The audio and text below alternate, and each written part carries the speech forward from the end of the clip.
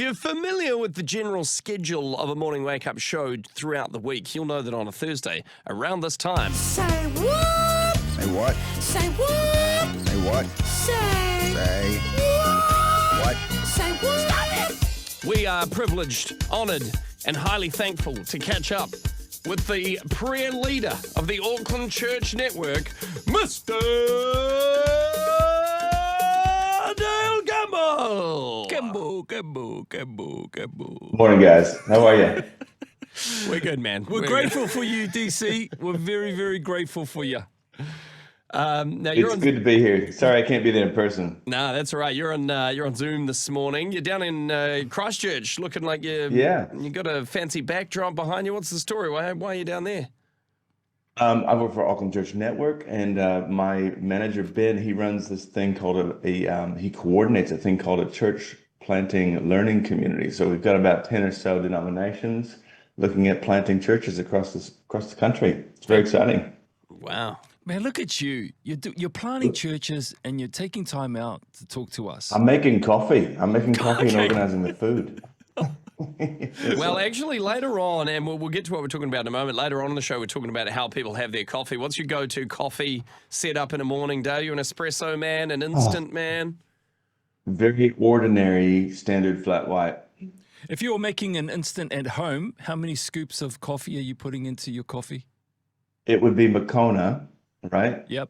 That's important. And it would be instant coffee. It would be 1.5, a heaping spoonful. Oh, a heaping. Yep. Okay. Wow. Thanks, Okay. Dale. Sounds like someone's got things to do today. All right, Dale. We're talking Tower of Babel, the story in Genesis 11 this morning. We catch up with Dale once a week and go over some things in the Bible that maybe have you scratching your head a bit or asking questions, being like, what does this mean? Or what is that about? So the Tower of Babel, do you want to kind of recap the story? I don't know if we'll read the whole passage on it. Do you want to recap it for us, Dale? Absolutely. Yeah, we've been kind of hanging around in Genesis, the early chapters this year. And by the time you get to chapter 11, this is just before Abraham comes on the scene. And there's this new movement in the story of the Bible. But you get chapter 11 here and you get everyone speaking one language.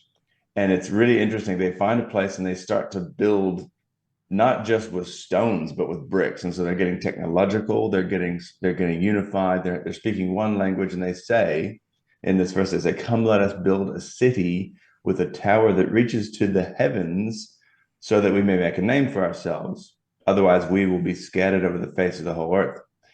And the part that sounds strange to us is the next few verses where it's like the Lord came down to see the city and the tower, like he didn't know, Yeah.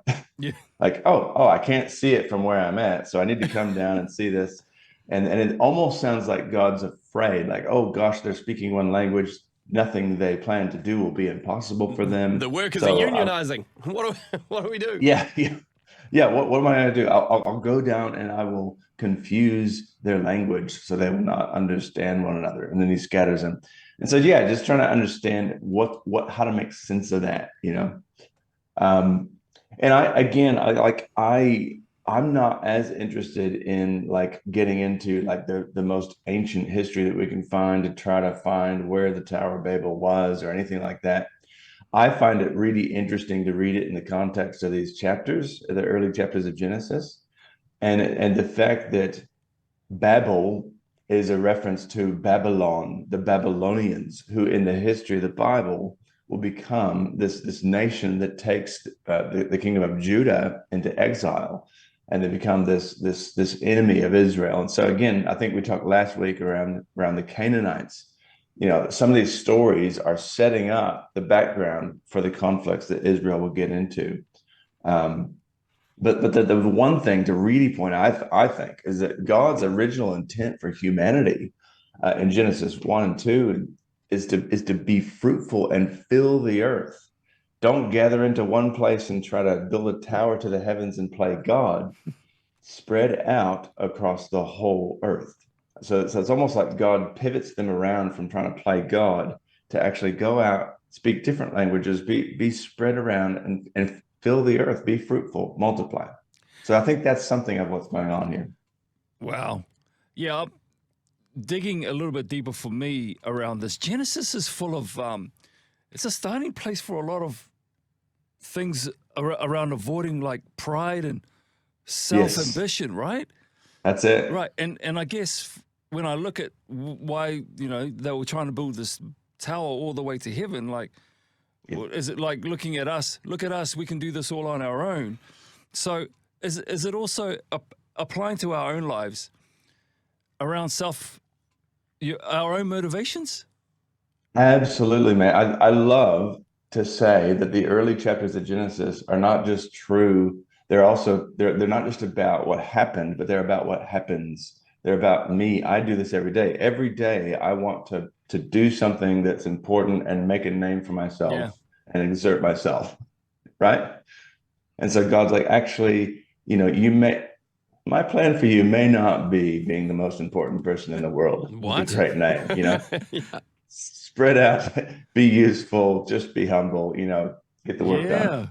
That's awesome. Yeah, it's an interesting one, because it's kind of this big story of a lot of people. But then if you think about in your own lives, like, what is the Tower of Babel that you're building for yourself in terms of trying to get to a place where effectively you don't need God? Because that's what they were kind of doing, right? They're like, we'll build this tower, we'll be so tall that we're in the heavens, that then why do we need a God anymore? We are effectively him. And we kind of do that in our own lives, where we remove anything where we need to rely on God, where we need to have trust in him, because you're like, don't worry, God, I've got it.